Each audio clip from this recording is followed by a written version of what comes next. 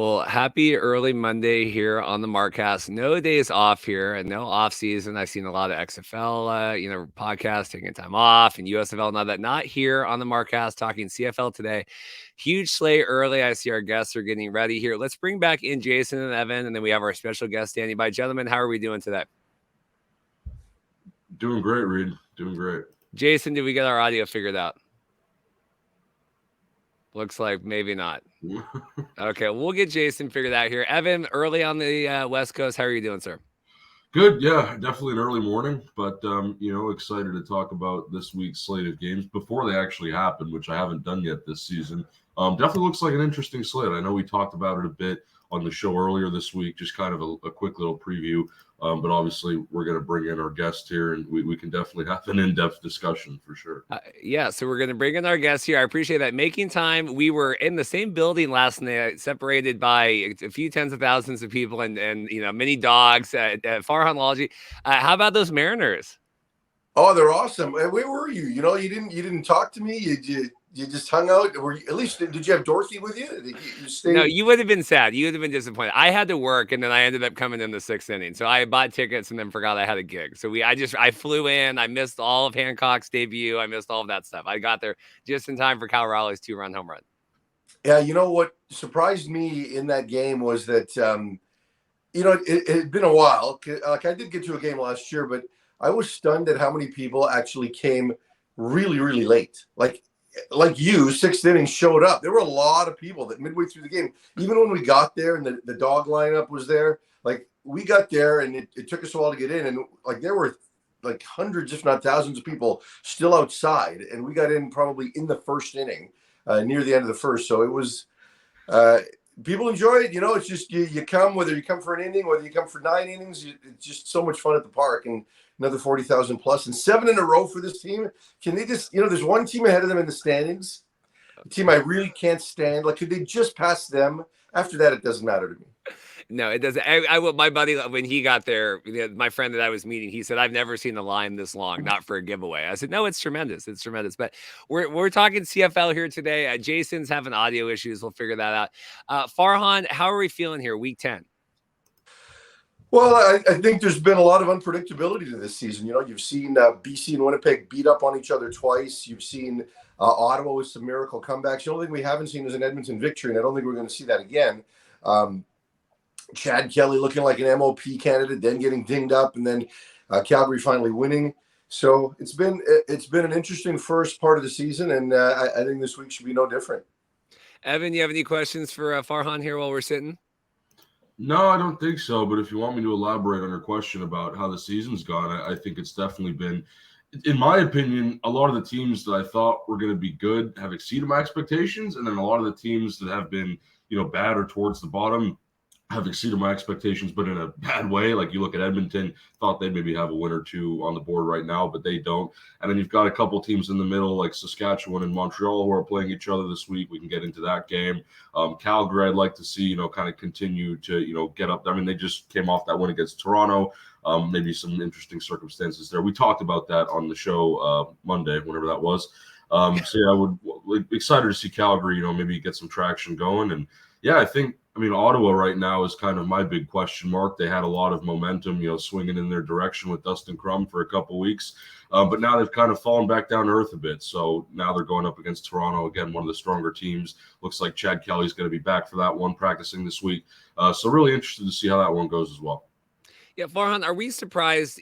Elks struggled last year, obviously coming in, just how bad they are. And I mean, you said you don't expect a victory tonight as we record this.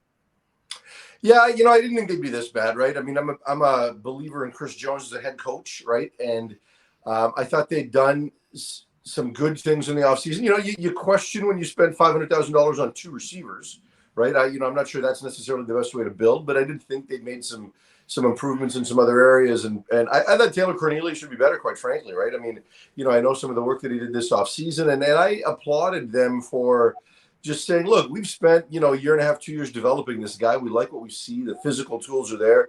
And we think if we can surround him with a better group of people, that he'll be ready to take that next step. And he's been awful. And culture is a delicate thing, right? For all of these teams that have struggled for a few years, it doesn't take much to just seep back into that morass and just feel like you're a loser again. And here we go again. And that's certainly what's happened, right? And when you have Chris Jones as your head coach, there's not going to be a level of, patience and nurturing. There's going to be a level of volatility and inconsistency with what happens when you're losing, right? Where guys just get shuttled in and out on a weekly basis. So, and they had an opportunity early to beat Saskatchewan a couple of times, right? And they just kind of let it slip through their fingertips. And then it just started to spiral. And like I said, when you're used to losing, you eventually settle back into losing. And I think that's what's happened there.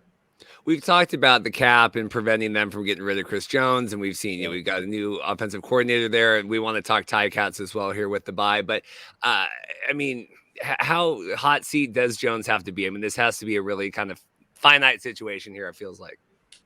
Yeah, I think he's safe this year. I really do. And I say that just because there is nobody on that coaching staff that is remotely equipped to be a head coach. There just isn't, right? So, who are you going to fire him and replace him with? When Lapo was on the hot seat a year ago, Bobby Dice had done it before. You could see him doing it again. Mike Benavides had done it before. You could see him do it again. The biggest challenge they had in Ottawa was finding a competent play caller, right? Because nobody had come close to doing that before. Whereas here it's the other way, right? Like you could find an offensive coordinator because Jarius had done it before. Defensively, could you give it to somebody else? I'm sure you could, even if there wasn't a ton of experience, but you can't give somebody else that head coaching job. And nobody around the league wants to touch that mess that's qualified to do it. So, and there really aren't many people sitting on the sidelines. Like you just saw Scott Milanovich get hired as the full-time OC in Hamilton. Like those guys just aren't there. It's few and far between. So it's a tough situation. And ultimately the ops cap got Chris Jones the job because you could do two, right? And now it's keeping him in the job. And look, I'm not advocating for Chris Jones's dismissal, but the fact that the ops cap is this punitive in subsequent years is completely needless. I understand there's two reasons for it. One is to ensure competitive balance, which I get and agree with, but that's what the in-season portion of the cap is about. When it's the other part of the cap, the future years, that doesn't do anything for competitive balance, right? Because it's dead money. It's wrong. It just is. Like if I'm Edmonton and I feel consumer confidence has been so shattered that next year, if I have a complete regime change, I think I can get 5,000 more fans per game. I should be allowed to do that because it doesn't change my competitive balance this year. But the league's preventing it. Now we've seen the other side, right? Saskatchewan probably keeps Craig Dickinson and Jeremy O'Day because they had another year under their contract and they didn't want to deal with that part of the ops cap. So there is some good there theoretically, but in Edmonton's case, it's been a complete disaster. I got one more, and then Jason has a question for you. Do you see this changing anytime in the future? I mean, is there enough backlash now that you think the league would seriously consider changing things? I think the league should just eliminate the subsequent year penalties on the ops cap for everybody. I just think they should change that within the rule. I don't think there's a lot of momentum to do that. But one thing the league has done is they've found a way to create exemptions. Like they've taken, they've given teams the ability to say, there's one person where you get to prorate out those losses, right? So like the Elks this year are still paying for Jason Moss, right? They prorated that out 5 years ago. They took the hit on Sunderland and Elizondo and everybody else that they owed on, but Moss got prorated. This is the last year of the Moss penalty. They will allow you to flip, and change who you tag the prorated salary out to. So maybe they have to deal with it all this year, but then in a year they can make a change. And so I don't know if they'll create some flexibility, but I don't know that they'll eliminate it. But I do think one way or the other, I don't know that this is going to be allowed to continue. It's just not, right? I mean, the fans can't stand it. They're speaking with their pocketbooks. Unless there's a market turnaround, right? I mean, if this team the rest of the way goes 2-8 the rest of the way, there's no chance this regime survives this. But if all of a sudden they go 500 in the last 10 games, maybe it's different. Who knows? Jason, what do you got for Farhan here? Okay, sorry guys for my late entrance here, okay. Having some technical difficulties. But my question for you, Farhan, is we're hearing a lot about Atlantic expansion and kind of the renewed optimism around it. Some positive reports coming out about, potential interest from St. Mary's in hosting the team there, potential ownership groups being interested in hosting the team there. What have you heard about that? Well, I'm hearing the same things, that there's optimism, but Randy's a guy that knows how to exude optimism, right? Regardless, and he's assured many people that, look, we're not going to let this drag out, seasons and seasons any more than what we've already done. Like, we need to get some answers soon so that we can push this thing forward, right? And if they do the temporary permanent solution on a stadium, it might allow them to be in a position to expand in time for not 2024 but 2025.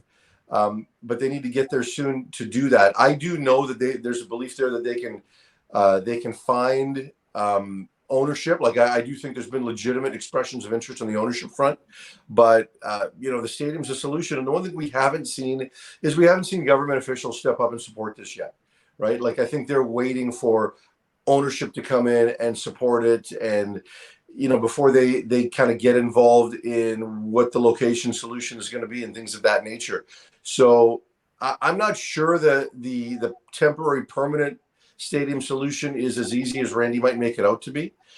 Just looking at the venues that are there, because it's either got to be St. Mary's or it's got to be Wanderers Grounds, and Wanderers Grounds seems like it's a long way away from being a viable solution. But ultimately, like, I would love to hear somebody official in government visibly and publicly get behind this, and that hasn't happened yet.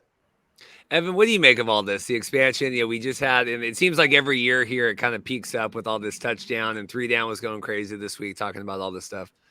Yeah, I've written an article about Touchdown Atlantic and everything like that, and the expansion and how that all kind of ties in. Me personally, I mean, this is just an opinion, but I don't know if Halifax, like in Nova Scotia, if that really is the long-term option. Me personally, I would prefer to see like a Quebec City, something like that. I don't know what the infrastructure there looks like, and I don't know. Obviously, I'm not in talks with Randy Ambrosie, right? But I just think, I look at Halifax, I look at everything, their existing venues and the opportunities for expansion, and I think it's going to take a really long time.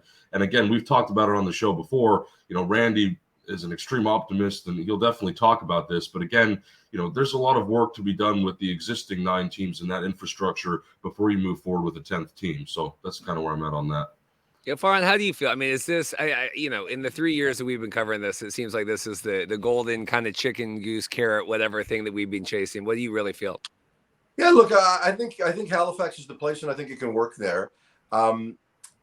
Quebec City is probably that next biggest market for sure that you can take a look at, but you kind of need the support of the most important business people there, and they don't support it, right? So when you look at Mr. Tongue, who's behind the Laval program, it's pretty clear he doesn't want this there. And the stadium there is certainly bigger than what they've got at St. Mary's, right, with the Rouge et Or, but I don't know that there is enough there for both of those entities, a CFL team and that collegiate team, to be successful. And even they're not what they were, right? Just because the RESQ just isn't that competitive.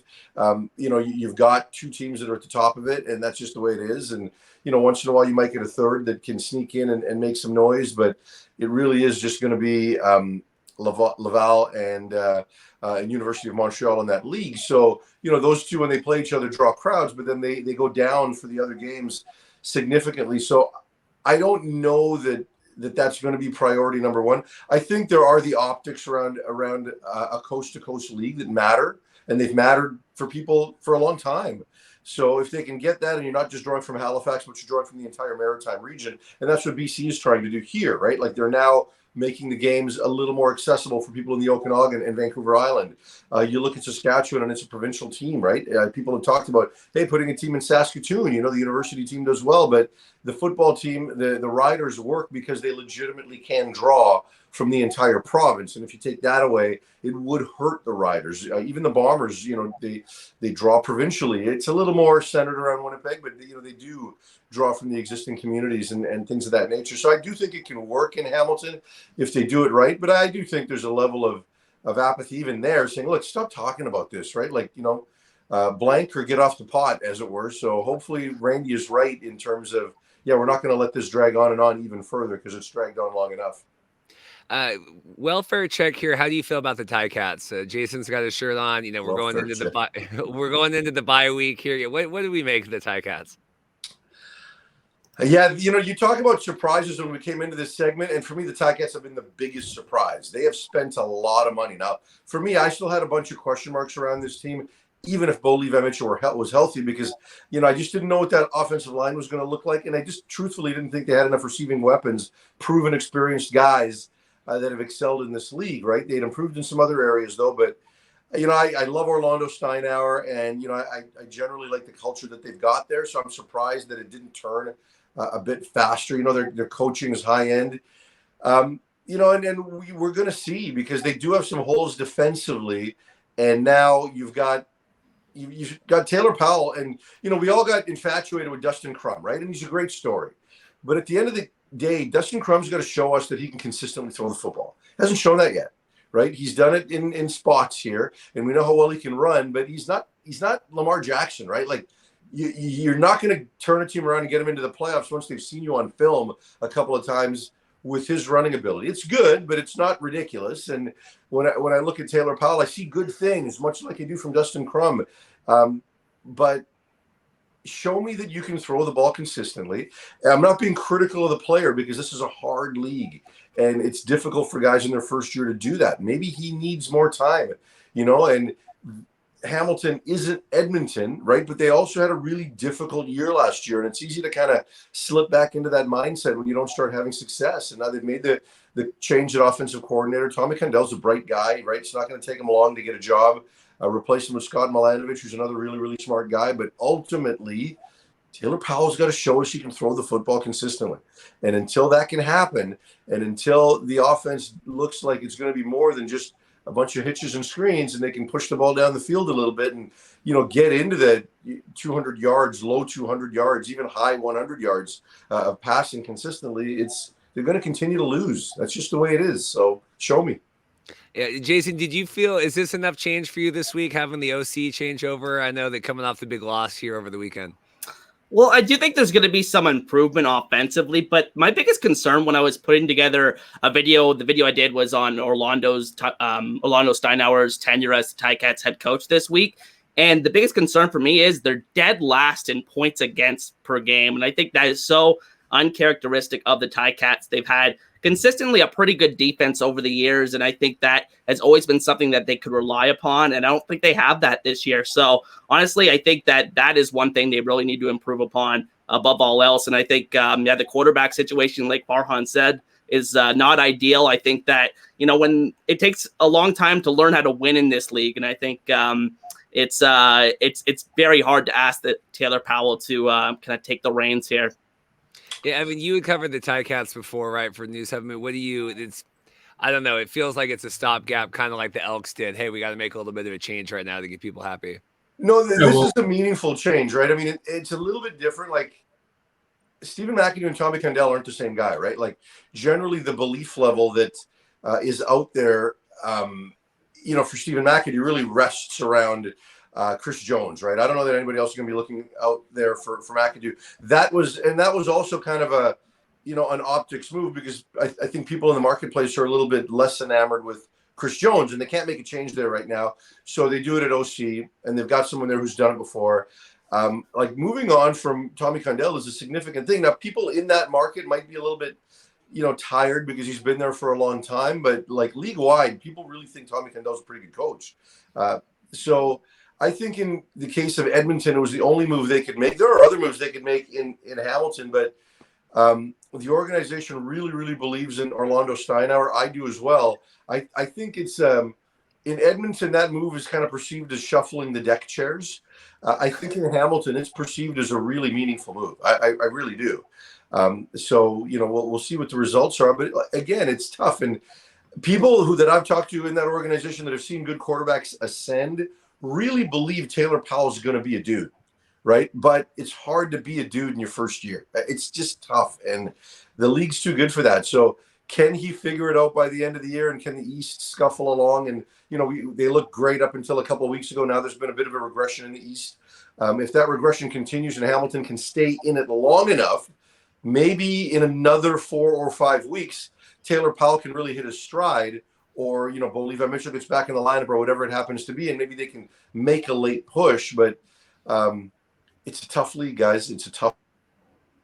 Evan, what do you make of this mess?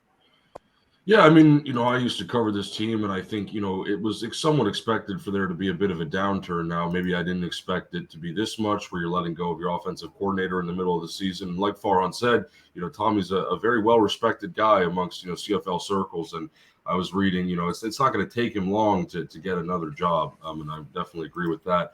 But yeah, I mean, Hamilton, there's a lot of questions there, but they're not out of it, is the big thing. Even with all this change going on. I mean, again, like Farhan said, if you just kind of ride, you see what happens with the rest of the East. If you can just, kind of keep afloat, and you don't have to blow out everybody, but if you can just at least scrape by in a couple of games, I mean, this team will, they could be back in the playoffs without a problem. So, yeah, I mean, Hamilton, it's not completely over for them, right? But you can definitely tell they invested a good chunk of money in the offseason to a bunch of guys, Bo Levi Mitchell, Duke Williams, James Butler. But, so far, I mean, have any of those acquisitions really stood out? I mean, you can debate that. Not really, in my opinion. Definitely not Bo Levi. But, yeah, interested to see what happens with Hamilton, just given the situation in the East.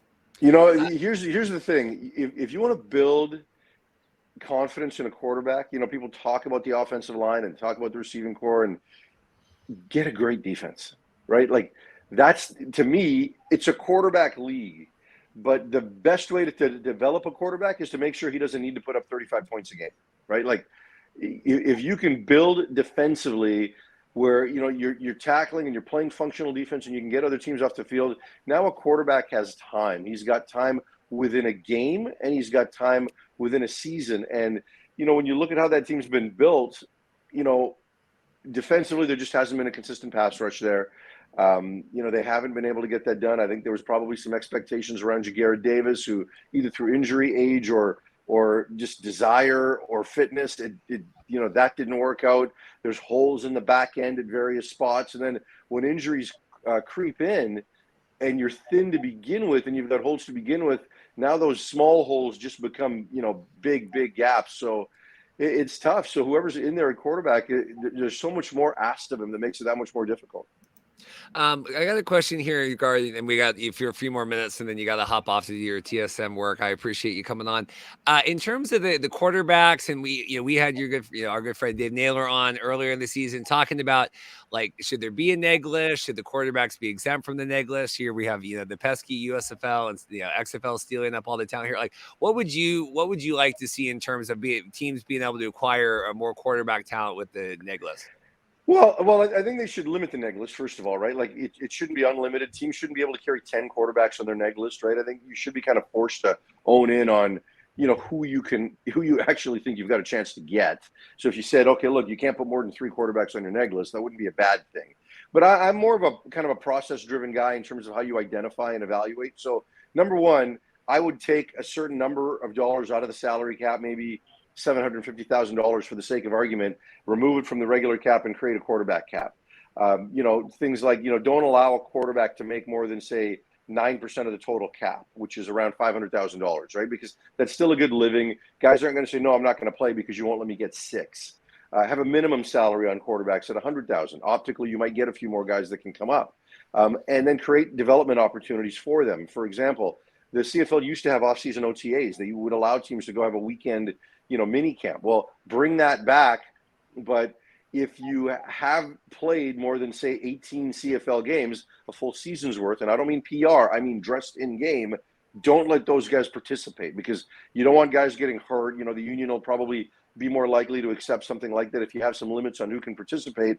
But now your starting quarterback doesn't come. Like, he can come and watch film and do all of that, but he doesn't get a single rep, right? Let these other kids get reps and get properly evaluated. I watched Chase Bryce at a Lions practice, and he does individual drills and then sits on his ass, right? Like, stop doing that, right? Let these guys even get scout team reps, but they don't do that.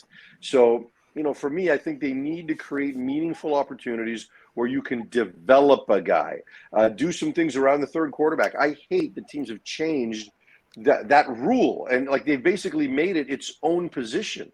Well, that third guy should be your developmental guy, your backup.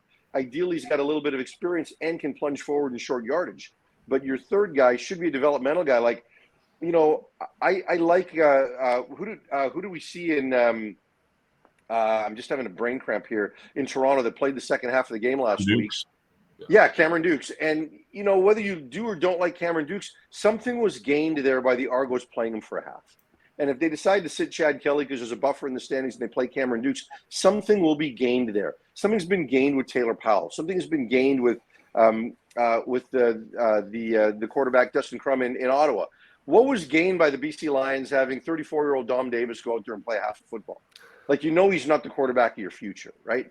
You know what I mean? So if you kind of change the mechanics of how you handle all three quarterbacks in your roster. So I'm a little more process-based than that. And truthfully, like if you talk to CFL executives about who in the USFL and XFL could really help, you know, McLeod Bethel Thompson notwithstanding, there weren't a lot of guys that told me, yeah, that quarterback should be in our league and can make it better.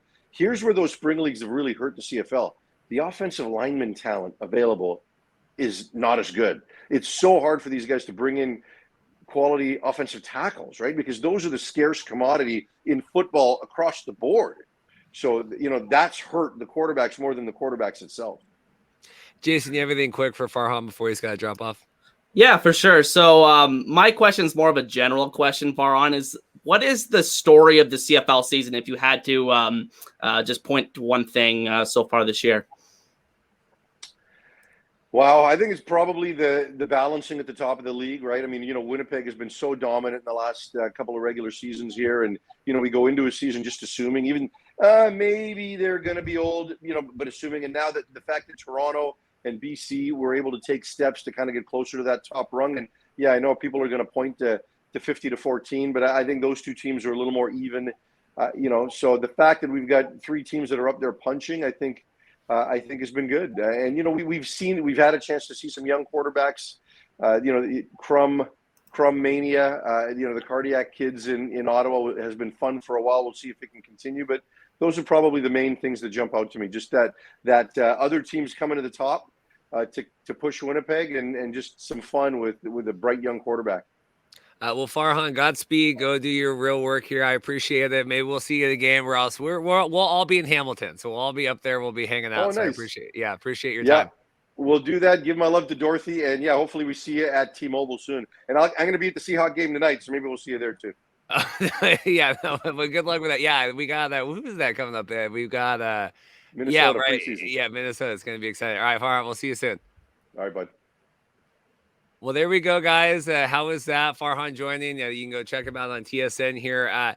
Evan, thoughts here going in? We can do kind of a proper proper preview here, and then we'll get out of here at the top of the hour. Let me pull up the schedule. Winnipeg, Edmonton. What are your thoughts going into tonight? Yeah, not many thoughts with that one, honestly. I think I really hate to be critical every week about this, but I mean, look, man. You know, Winnipeg, Edmonton, the last time these two teams played, I said, look, hear me out. Like, maybe Edmonton has a fighting chance. And they did in the first half of that game. I remember that specifically a couple weeks ago now. But to be honest, I don't know. I think at this point, you know, Edmonton, like, they're looking forward to week 11 in Hamilton when they might have a chance again. And, you know, Winnipeg, I'm interested to see the flow of this game more than anything, but I have no doubt that Winnipeg's going to win this game. I mean, if Edmonton does somehow, you know, pull this one out and, you know, win at home, I mean, boy, that's going to be that's really going to make this CFL week probably more interesting than any of the other ones we've had, but maybe besides that one where we had 3 shootouts or whatever. But, yeah, ultimately, I mean, look, you know, we know at this point what both of those teams bring to the table, and, you know, Winnipeg, in theory, should win this game. I go back to that Ottawa game for them and whatever week that was where they blew the lead and then lost in overtime. I hope that Winnipeg has officially moved on from that, and I hope I don't see that again from them this season. I don't know why I'm bringing that up, but I always bring it up because it was a fun game. But, you know, ultimately from them, yeah, I think that's, you know, if they just need to ride that one out and, you know, move on to the next thing. And Edmonton, I don't know. Maybe they need to move on to the next one too. We'll see. Yeah, Jason, so we've got Trey Ford starting tonight. You know, finally the calls have been made.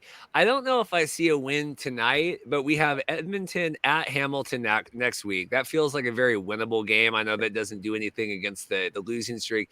And then we see Ottawa coming into Edmonton in week 12. So I don't know if this is enough tonight, but if you get Trey Ford in, get him some reps here, see what he looks like. I don't know. I think those next 2 games, I mean, I don't know if 2 would that be, 2-9 or whatever. I don't know if that does anything for you, but I mean, what do you make of this tonight, and what do you make of the next couple of weeks for Edmonton? Yeah, so I mean, wouldn't that be a great story if Trey Ford comes in tonight and beats the Blue Bombers, breaks that 21 game losing streak? But I'm with Evan. I don't think it's going to happen. I think that it would really take a miracle at this point. I just think the team around him is just not equipped to beat the Blue Bombers, even though Edmonton has been pretty competitive over the last couple of years when they played the Blue Bombers. Haven't walked away with a win in any of those games, but I think that this game will probably be close in like the first half, like Evan said, but I don't have much confidence in Edmonton in this game, and I'm interested to see if Trey Ford's legs make a difference for that Edmonton offense. Do they change the flow of that offense? Does it create more running lanes for a guy like Kevin Brown? Maybe a little bit of read option kind of offense there. I think maybe the off-script offense will be a little bit better for Edmonton as well. But I don't know how much of a difference will make in this particular week. But yes, I'm circling, like you, Reed, that game against Ottawa in a couple of weeks as a potential streak breaker there for Edmonton. Just because I think at that point, like Farhan said, the crumbness of it's kind of worn out, and people, seem, that's the thing. It's so funny in here that people, oh my God, Crumb's, the next great CFL quarterback, and it's going to go crazy. It's like, let's give teams a couple weeks. I mean, I think you always get that backup quarterback bump kind of when they come in and you're not really sure what to expect. But yeah, I could see, I don't know if that does anything, beating Ottawa there, but it could be exciting. I want to get, because we didn't have Jason on the show, and we'll get Evan's kind of continued thoughts on this, just the Winnipeg dominance of BC over the weekend, and with the Donut Boys, they put up a 50 with the donut. Like, what did you make of Winnipeg just dismantling BC?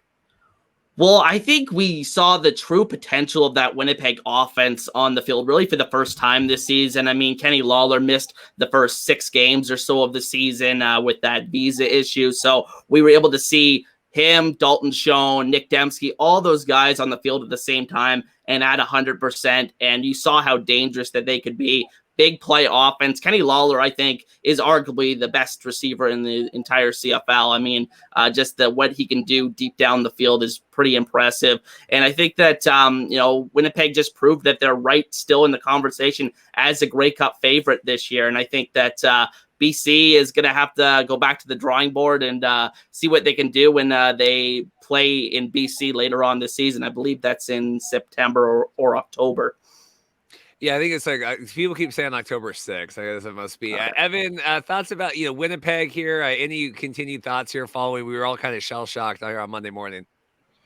I mean, look, adding Kenny Lawler back helps, and to be honest, I maybe said it on the show at the top of the week. I kind of forgot about Kenny Lawler and what he could do. I knew he was around, right? I knew his situation with the visa. I knew that he was still with the team, but I wasn't really thinking about him this season as someone who was a contributor, just because there was so many other things going on at the time. It kind of got lost, right? And it just wasn't at the front of my mind. But now, yeah, I mean, clearly, welcome back to the CFL, Kenny Lawler. That was last weekend. 7 catches, 200 yards, 1 touchdown. I don't think he's going to do that this game, but all it's going to take against Edmonton, and I think this was the case last time these two teams played too, if you hit 1 or 2 of those deep balls, whether it's to Lawler or Dalton Schoen or Nick Dembski, Rasheed Bailey, whoever it is on the receiving end of that football, that might be it, for Edmonton. And I'm not saying, I mean, I don't want to say Edmonton can't compete in games, because they have, despite the record, despite everything poor that we've said about them,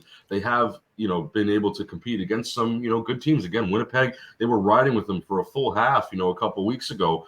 So there's definitely a sign there that could happen. Now, I think for Edmonton, the one thing that I really want to bring up here is this is almost more of an experimental game, because you're putting Trey Ford in for the first time. You're kind of just testing the waters. I don't think there's necessarily an expectation as there was a couple weeks ago, maybe when you still had, some hope. No, well, maybe I shouldn't say that they're out of hope yet, but I mean, you're 0-9. Like, I mean, you need to win out just to, look remotely decent, and we know that's not going to happen. So, ultimately, I think, for them. Edmonton, putting Trey Ford in.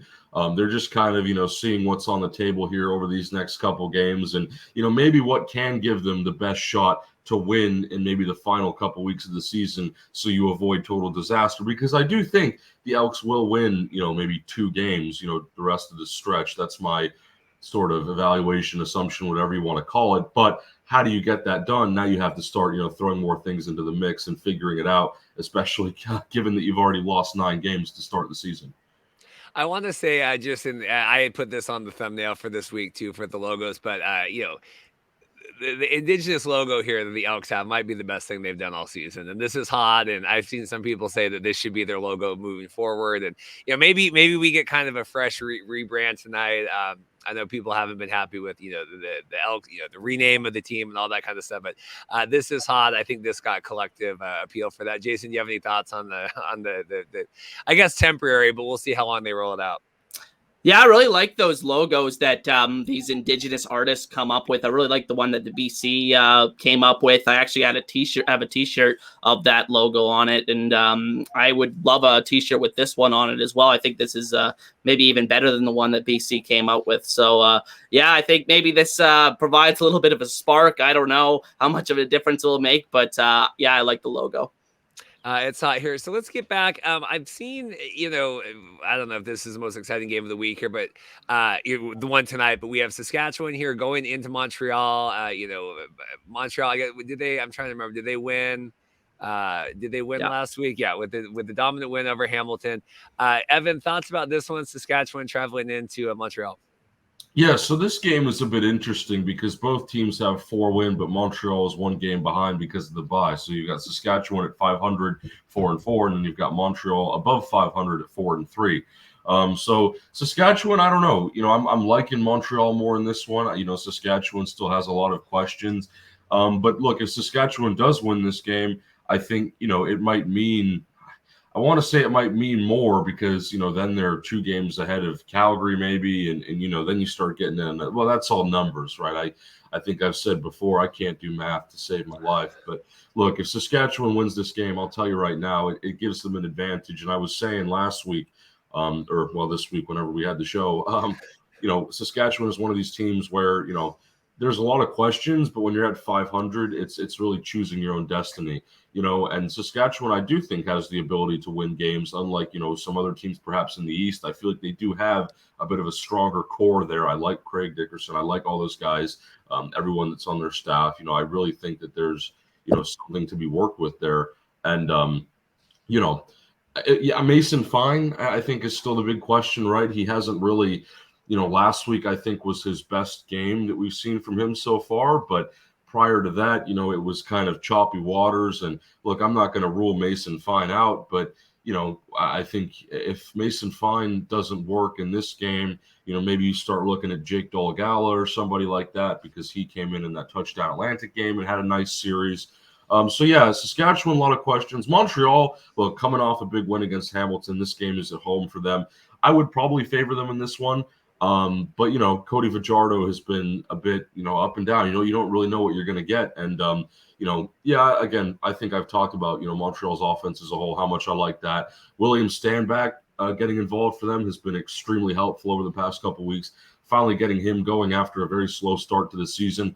But, ultimately, this should be one that's I don't know if I said, well, we'll get into the Calgary BC game because I'm going to be at that one. Maybe I said that was going to be my quote-unquote game of the week for obvious reasons. But Saskatchewan, Montreal, I think from a pure viewership perspective is definitely one to keep an eye on because it's a very, very evenly matched teams, and it's between 2 different divisions. So those ones I always like. Jason, I want to get your thoughts on kind of the Saskatchewan Mason Fine. Looking last week here, 23-37, 296. Rod had a segment this week I saw on Twitter. Strevler got released from the Jets, and I think he had injured his thumb, during their preseason game, I guess the Hall of Fame game. And it was the Saskatchewan fans are never happy, right? It's always like the grass is always greener. And okay, we had Cody, but we didn't want Cody. And then, now we have Mason. Okay, let's bring in Chris Trevler. Rod really kind of pounded the table for Mason Fine here, saying that he's done good so far in his start. What do you make of kind of that situation, the quarterback, Mason Fine, everything else? Well, I think like a lot of these quarterbacks around the league, it's too early to tell like whether or not they're going to be something in this league. I think that Mason Fine has proven that he's pretty accurate. I think that he's completed a large percentage of his passes or a high percentage of his passes in all the games that he's played. And I thought that he had a really good game last week versus Ottawa. Had a couple of dimes that he dropped deep down the field against that Ottawa secondary. But when we get to talk about the Ottawa game, I think one trend that's coming up with them is that their secondary has really struggled over the past month or so. So I'm looking forward to seeing what Fine can do against this Montreal defense, which has been very impressive this season. I've seen them a couple times here in Hamilton in person. They, throw a lot of exotic blitzes at you. They have a really good secondary and, defensive line. They just added Sean Lemon a couple of weeks ago, and he had a big game last week versus Hamilton. So I'm excited for that particular matchup in this game, and if Fine can replicate what he did last week. Yeah, show me like it was immediately in that game, right? It was like the forced fumble on Powell. I think it was in that first drive. I mean, immediately kind of making his presence felt there. In terms here, Evan's going to be heading out here soon to go to the Calgary BC game. Is this a bounce back for BC? What are we looking at here, Evan? I do think it's a bounce back for BC. I think, I talked about on the show on Monday how, with that Winnipeg game, look, that's disappointing, right? You never want to have a game like that. But Rick Campbell was saying in the locker room, like, guys, time to move on. Next game. Like, don't worry about this. Like, we're still a good team. And I totally agree. Like, the Winnipeg game was just kind of a blip in time. It was one of those mistakes that you have where, you start slow and you just can't pick up. And, you could argue that good teams don't make mistakes like that. But personally, I mean, I still feel like, in a league like the CFL where there's only so many teams, like BC's still going to be in that West final. I keep saying that against Winnipeg. I mean, that's pretty much a lock unless there's some huge upset. And I'll continue to say that over the course of the season, unless BC, goes on some big losing streak or something, which I don't expect to happen with their insane amount of depth that they have. But yes, I do think this is a bounce back game for BC. As much as Calgary needs this win more, like BC could honestly afford another loss, be 6-3. I think they're fine. Calgary needs to win more.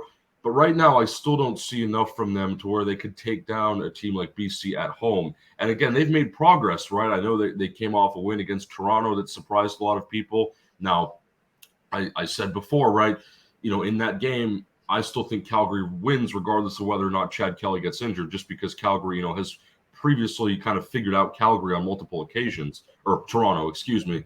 But yeah, no, I mean, you look at Calgary, there's a lot to like there. I think they still have a fighting chance. If Saskatchewan wins this game against Montreal, I don't know. Then we might be saying some different things. But I still think Calgary has a fighting chance for now. I like what they have, too, in certain aspects of both their offense and their defense especially. Calgary's defensive line is something else, man. But, right now I just see BC winning this game by, I think I said maybe 10 points, something like that. Jason, I hated how Coach Campbell kind of looked at the loss here. I don't think we played. I had the locker room sound here on the Monday show talking, oh, guys, just, you just got to watch this one and move on. People, in baseball, I think it's a little bit, okay, we got 100 and whatever games. Okay, we could chalk a couple loss. You're not going to lose. I think CFL, I get that vibe sometimes. Oh, it's a marathon and don't worry about it. I hated this, like, well, we got our ass beat. Don't worry about it. We'll come back. Like, what did you make of that, of Coach Campbell's kind of message to the team following that? Because to me, it was just an embarrassing loss. Yeah, well, I mean, I actually said on my recap video that I thought it was kind of a burn the film type of game for the BC Lions. I mean, just nothing went right for them in that one. I think it's worth noting that they didn't have their starting quarterback there. I think that made a big difference, obviously, to the first matchup we saw against Winnipeg. So I don't know how much you can draw from it. I think the biggest thing is that their defense got torn apart in that game, really looked vulnerable for the first time this season. So I'm looking to see if they have a big bounce back in this game. And like Evan said, I think it's a prime bounce back opportunity for the Lions.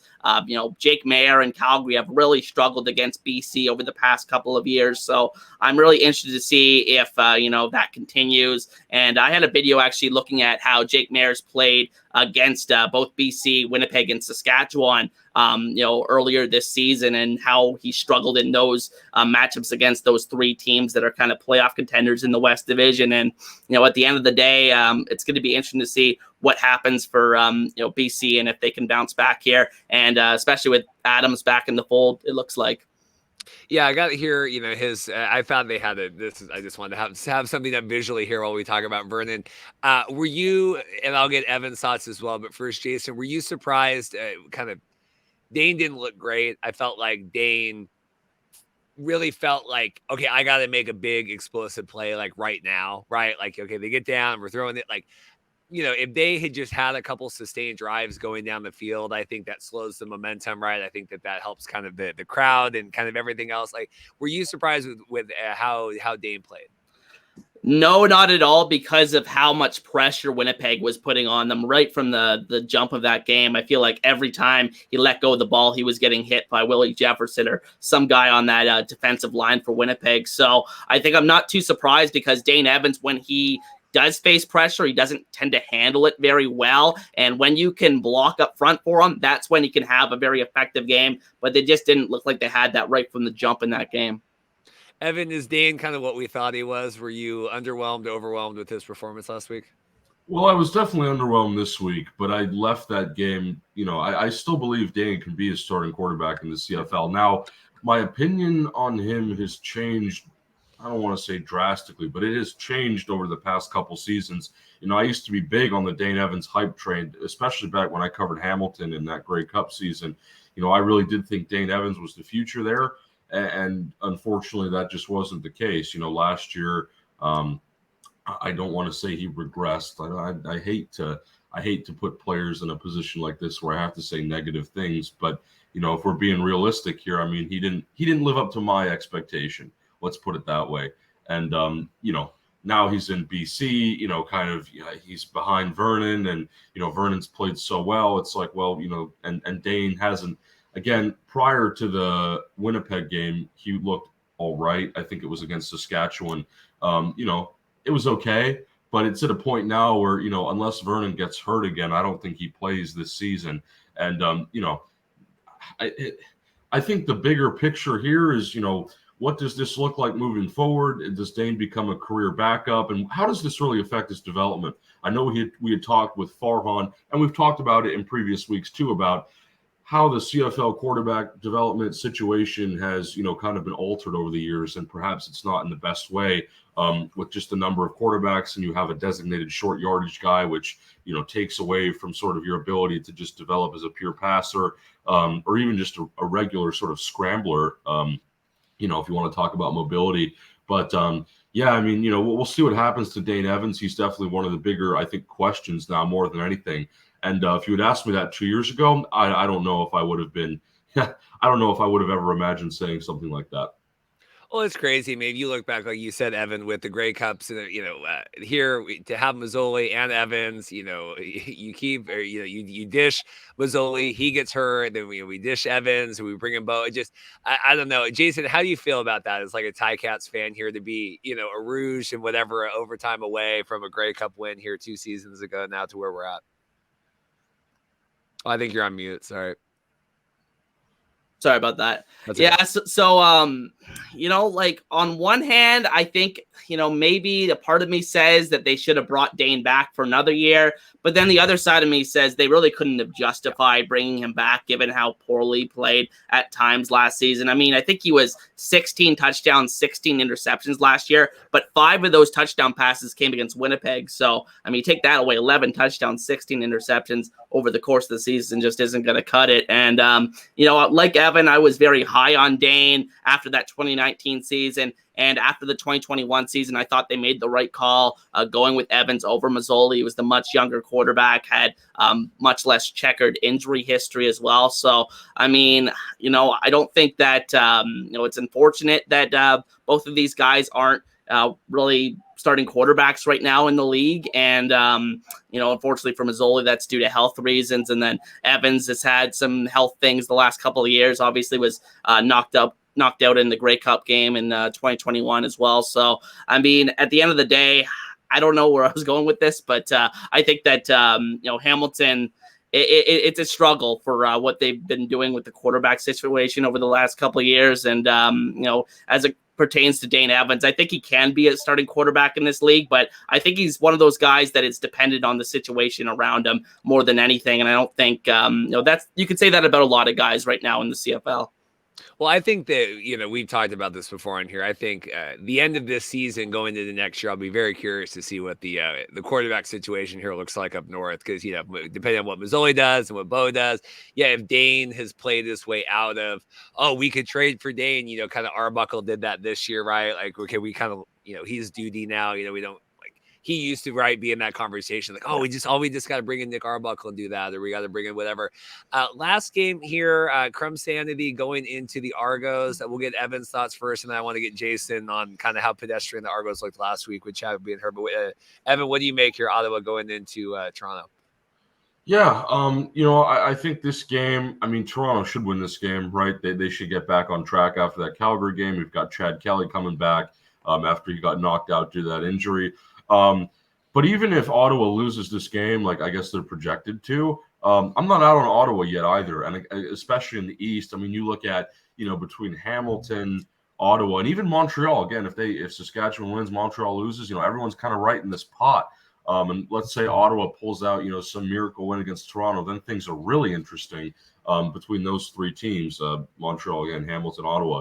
I'm not out on Ottawa yet, even though they're last in the East. I'm not out on Dustin Crum. I'm not really out on any of those guys. I think Bob Dice, I've never gone on record saying this, but he might be my favorite coach in the CFL. And look, I love Rick Campbell, love those, veteran guys in Winnipeg and things like that. But, Dinwiddie in Toronto as well. But, Bob Dice just kind of has this, he's got this almost swagger about him. It's kind of like he's the underdog. You always got to root for the underdog, and I just remember seeing him, backpedaling after they won that overtime game against Winnipeg, and the whole team just comes together, and it's a beautiful thing to see that in football and in sports in general, really. But that's kind of getting off topic. But ultimately, I like what Bob Dice does there. I really think that he can rally this team when they need to.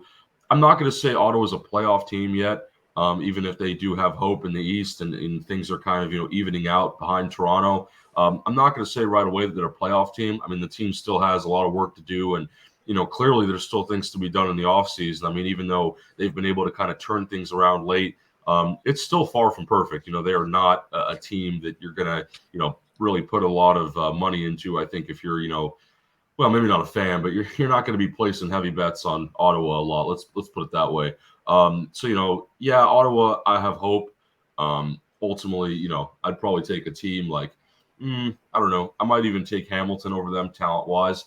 But look, man, Ottawa, I really wish the best for them. And I do think that there's going to be points in the season. Like, even if they lose this game, they're 3-6 after that or whatever. I still think they can rally at times and they'll get back, closer to 500. And even if they finish the season, let's say they finish this season with 7 or 8 wins. I would still consider that a success given, how rough. You can't forget how rough things were in the first month with Nick Arbuckle, and then, Masoli comes back and you have the ultimate heartbreak of him being gone again, and you feel like everything's lost. And then finally, you have Dustin Crum and there's a bit of hope. And even if it hasn't been the same in recent weeks with him and the rest of the team, there still is something there to work with. And maybe you can build off that, to next year. Maybe you don't have to blow everything up and just cancel the whole thing as some of these other teams have to do. So it's an interesting spot for sure. And, that's more of, I think, an Ottawa season outlook than just their game against Toronto on Sunday. But hey, I think Ottawa has been one of the more talked about teams this season outside of, say, Edmonton for, obvious reasons. Yeah, Jason, what do you make of this? Toronto kind of Kelly gets hurt. They drop, they drop the game here. I think when you're riding this undefeated thing, I think it's helpful to maybe have a fluky loss like, they had last week. And hey, okay, wasn't our night, like we said with BC or whatever. But what do you make of this, them coming back? And this has got to be a tough one for Ottawa coming in.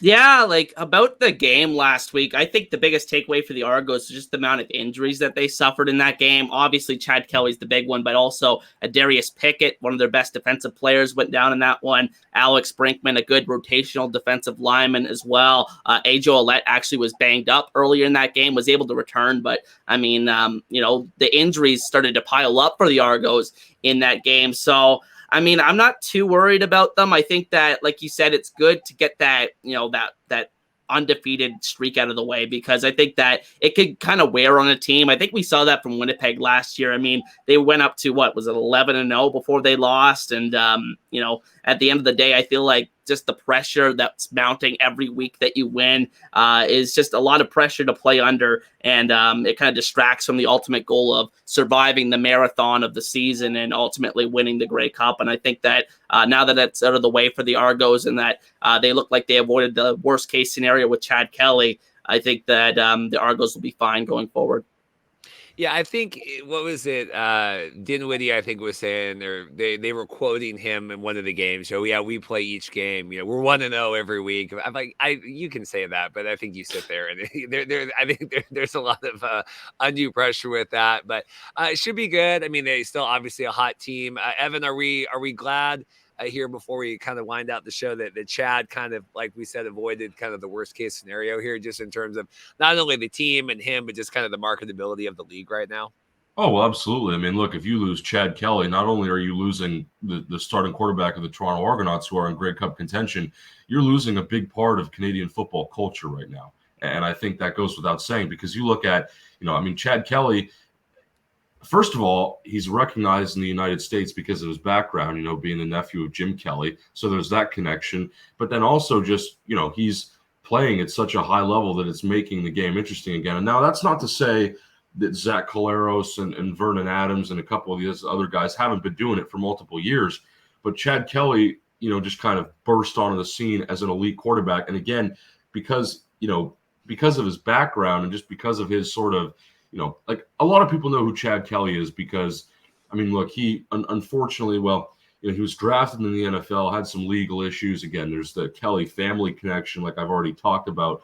But that's, I think, what separates him from some of these guys like Zach Collaros and Vernon Adams. Like, you look at Zach Collaros, I mean, he's been an elite quarterback for X many years now, been in the league for even longer, bouncing around before he kind of settled down in Winnipeg as a starter.